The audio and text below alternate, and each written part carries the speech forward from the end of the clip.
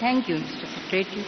Professor Ramila Thapar, Professor Irfan Habib, my predecessor, Professor Indu Banga, the sectional presidents on the dais, and all the office bearers of the Indian History Congress, fellow delegates, the students of the Kerala University and the members of the Kerala University, ladies and gentlemen.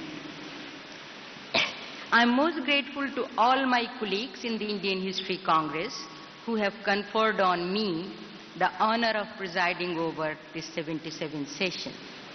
I also extend a welcome to all fellow delegates and guests who are attending this session and offer my sincere thanks to the authorities and members of the University of Kerala for hosting our session.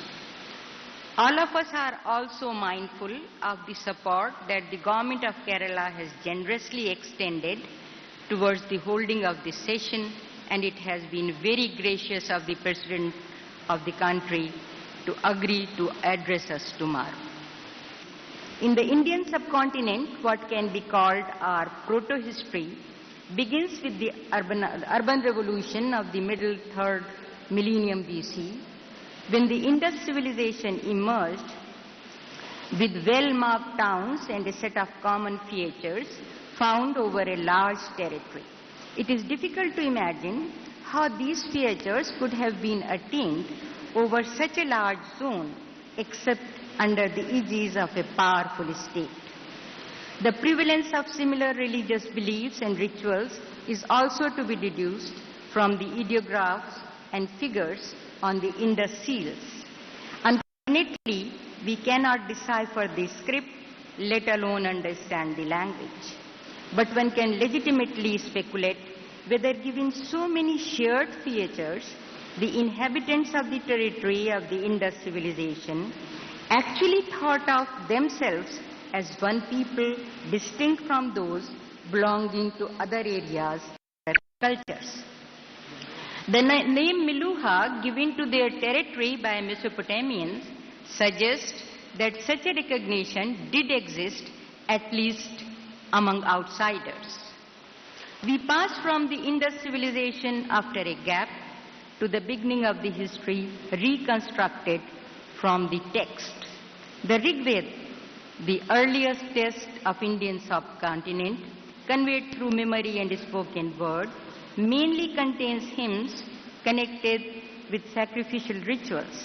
But for this purpose, it deals with the mundane human wishes and desires that are sought to be attained through rituals.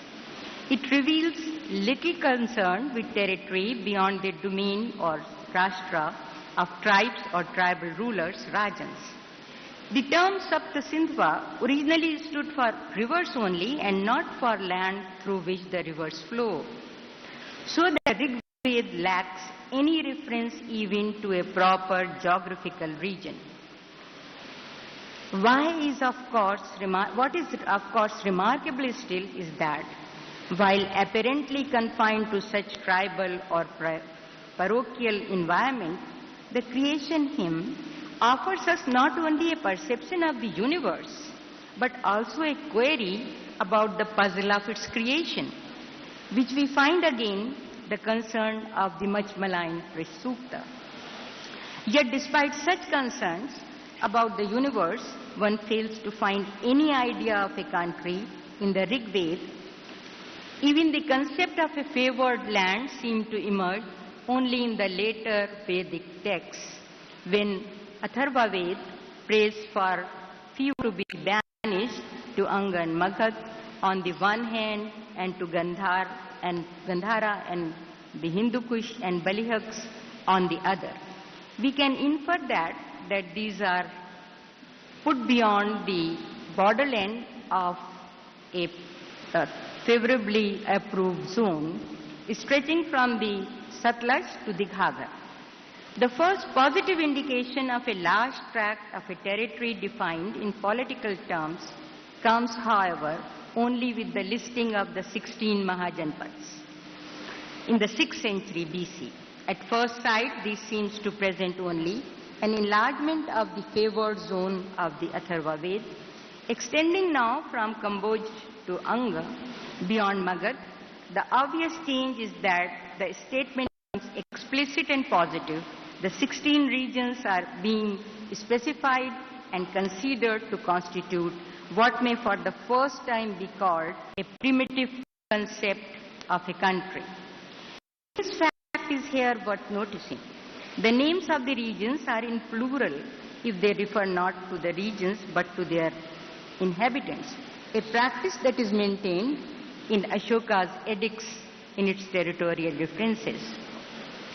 That is a manifestation of the practice of associating a territory inescapably with a tribe. Yet how by now the distinction between tribe and region was already being made in practice is shown by a reference in the Pali Canon to Pasandi, ruler of Kausal, claiming that the master Buddh is a Kausalan, I too am a Kausal. Though the Buddha, unlike him, belonged to the Sakya Jati or tribe. The grouping of these territorial states in the form of 16 Mahajanpads marked only the first stage in the evolution of the perception of larger territorial entities in the age of Mahavir and Buddha. Even if some of these 16 states fought with each other, this in itself was a sign of structural affinities and cultural relationships between them. Thus arose an area later to be defined by Kautilya as Chakravarti Kshetra, constituting the region between the Himalayas and the sea, where the kings were expected to fight with each other for dominance. Seizing Magad and other kingdoms, Chandragupta Maurya founded the Mauryan Empire, whose boundaries by Ashok's reign extended from the Hindu Kush mountain to the deltaic Bengal and Karnataka. In tandem with religion, there also took place the gradual evolution and diffusion of what we now know as the caste system. The evolution of this system has been traced by scholars through the late Vedic texts such as Brahmans and the Sutras. From here, the next step was to establish a structure of fixed hierarchy of Varna and Jatis, the latter as endogamous communities within the Varnas, all constituting a social system based on what has been called caste ideology. It was not only the existence of an empire and the spread of Indic religions, but also the remarkable diffusion of the caste system that, whatever we today like it or not, gave India a decisive cultural unity. Now it is widely recognized that the belief in karma, based on the transmigration of soul, had been one great instrument of legitimizing the caste system. It can be debated whether this concept came first in Jainism and Buddhism or in the Upanishads. The Brihadaranyaka Upanishad and the Chandogya Upanishad, in both of these, its knowledge is displayed, but it is also recognized that it was a secret held among the Kshatriyas, now being revealed to a Brahman priest for the first time. And we know that both Lord Mahavir and Gautam Buddha were Kshatriyas. Thus, the Buddhism and Jainism too, by their spread, upheld in effect the caste ideology by nurturing the karma doctrine. But what was indigenous yet had to take time to spread all over India. This surely explains the limited extent of Aryavarta, lying between the Himalayas and the Vindhyas as defined by the Manusmriti. Referring to foreigners as Malays, it says that theirs are the lands where Brahmins do not perform sacrifices, nor should the twice-born dwell. The Aryavarta might be sacred land, but was not yet India, since it remained confined to North India alone. To Manu, quite obviously, the Deccan and South India were still outside the pale of the caste system, as well as Brahminical rituals. When with the diffusion of the caste system, they came within that pale, they would come within India. The names Hindu and Hindustan with the Iranian territorial suffix stan added, which the Persians used for India, appears in Sassanid inscriptions such as Shapur's Kabe-Zardusht inscription in the 3rd century AD. From the Iranian name, Hind passed to the Arabs when they conquered Sindh in the early 8th century. They clearly distinguish between the indigenous regional name Sindh and Hind or Hindustan, which they applied to all territory beyond Sindh. To Al-Biruni, the identity of Hind rested on the prevalence of Brahmanism, Sanskrit, and the caste system, and Hindus were the inhabitants of India who lived under this religious, cultural, and social order. To them, or rather to their intellectual classes, he attributed a fierce insularity. He records, "The Hindus believe that there is no country but theirs, no nation like theirs, no kings like theirs, no religion like theirs, no science like theirs." Some may today feel that such insularity have almost a contemporary ring about it. The Ghaurian conquest and the establishment of the Delhi Sultanate brought with them all the violence and misery that military conquest always brings. The other side of the medal was the fact that it brought into India a divergent cultural stream which by faith might go back to 7th century Arabia, but which had also its roots in Greek thought, was none doing service for it earlier. The word Hindu included everyone from Brahman to Chandal and thus tended to suggest a single community, whereas previously only different castes or jatis and darshans or religious sects or schools existed. By mid-14th century, even the Vijayanagar emperors were calling themselves Hindu Rai Surtarna.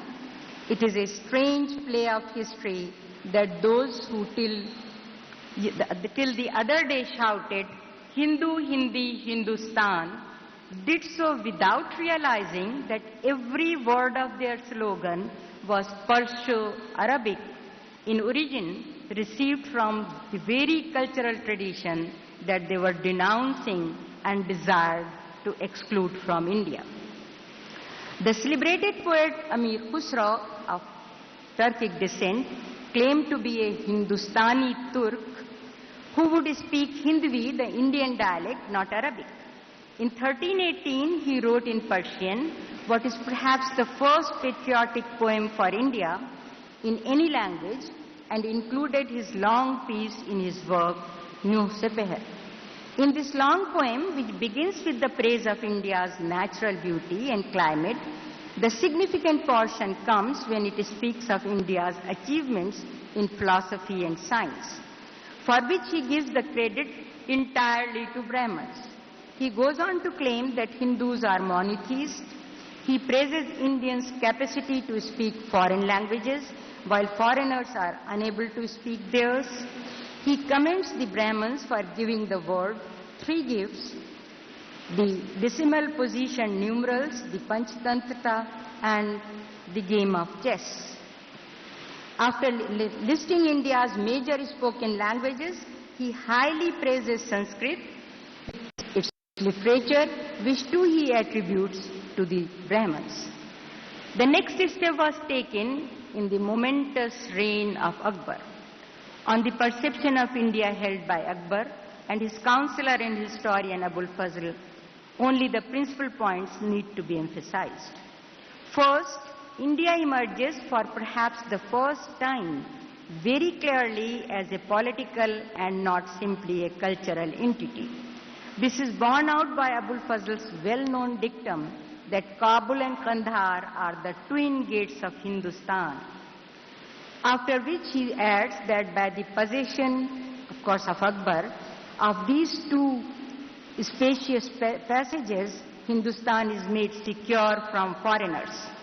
The implicit identification of Hindustan with the Mughal Empire is also made explicit in the Ain-e-Akbari, where the account of the administration and provinces of the empire is followed by a concluding section titled Ahwal-e-Hindustan or Conditions of Hindustan, which contains a long account of the culture of India. India as a political unit loomed large in the theory of the nature of sovereignty that Akbar and Abul Fazl espoused. In it, the sovereign, as a direct representative of God, was not bound by any religion, since just as God's bounty in this world falls on all irrespective of their faith, so should all people be recipients of royal benevolence without discrimination, under the principle of Sulh-e-Kul, the absolute peace. Clearly, this theory was framed to justify a mode of government suited to the needs of a religiously diverse population that India contained. As historians, it is important for us to recall that the first history of India was produced by Akbar's official Nizamuddin Ahmad, called Tabqat-e-Akbari in 1592. In 1609-10, Qasim Farishta wrote a still more comprehensive history of the country, Gulshan-e-Ibrahimi, attempting to present even its pre-Muslim history and extending its geographical coverage to all parts of India. Many such histories then followed, such as Sujan Rai Bhandari's Khulatatut Tawarikh and Hafiz Khan's Muntakhabul Lubab.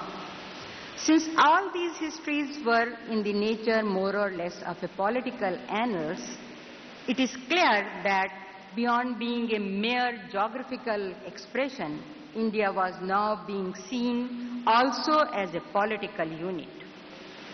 So when the Mughal Empire remained only in name and British conquest had begun, the historian Ghulam Hussain Tabatabai observed in 1781 that the British statesmen are determined to carry out the conquest of the country of the Mulk-e-Hindustan, the country of Hindustan. Now, India now received yet a new political garb as the object of colonial conquest. Then in early hours of 11 May 1857, the Meerut mutineers crossed the Yamuna to set the phantom Mughal emperor on the throne as they aspired of Hindustan. They did not just ignite the greatest armed challenge to colonialism in the 19th century. They also proved that the notion of India as a political entity was not just confined to elites, but one that could also excite the ordinary soldiers. For it was he and not any prince or landed magnates who made Bahadur Shah accept the proffered scepter. Though India had thus assumed not only a cultural but also a political existence, I would still argue that India was still far from being a nation. This is not the occasion to enter into a discussion of divergent definitions of term nation, as it has come into use in political terminology since the French Revolution of 1789. I would argue that it requires not only a territory with population wishing to be governed by persons from among themselves, but much more. The French Revolution, which for the first time raised the call for independence of nations, also inscribed on its banner the slogans of liberty, equality, and fraternity.